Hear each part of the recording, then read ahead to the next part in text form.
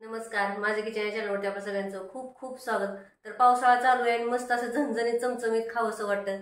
तर आपण आज करणार आहे नागपूर स्टाईल एकदम सावजी डाळ कांदा।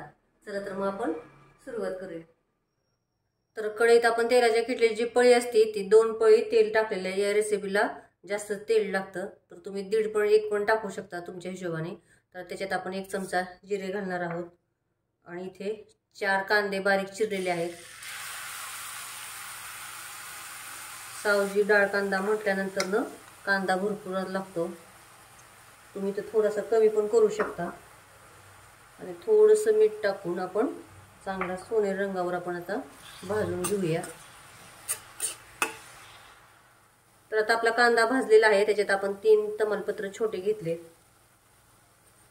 1 दालचिनीचा तुकडा घेतलाय आणि 4 लवंग आणि 4 मिरे घेतले। 1 चमचा आलं लसणाची पेस्ट घेतलेली आहे, ही विकतची घेतली मी। 1 चमचा आपण धना जिरा पावडर घेतलेली आहे। 1 चमचा लाल तिखट, 1 चमचा आपण काळं तिखट घरी वापरलेलं आणि अर्धा चमचा आपण हळद घेतलेली आहे। छान आता हे मिक्स करूया।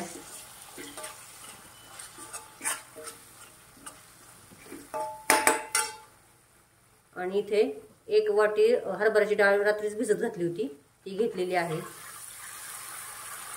तुम्ही 5-6 तास भिजवली तरी चालेल। हे मिक्स करून आपण बारीक गॅसवरती 2 मिनिटं असं ठेवूया।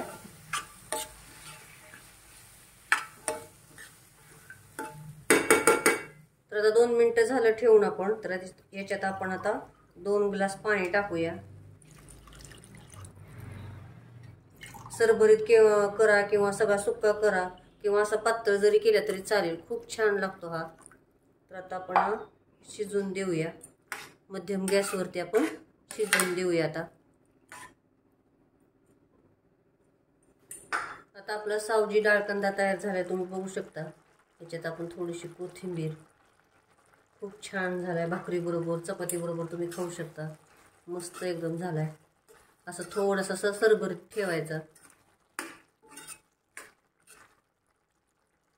तर आता आपण एका डिशमध्ये काढून घेऊया। आता नागपुरी झणझणीत चमचमीत असा डाळ कांदा तयार झाला, तुम्ही बघू शकता। तर चॅनल सबस्क्राईब करा, लाईक करा, शेअर करा आणि कमेंटमध्ये मला नक्की सांगा कसा झालाय तो। थँक्यू।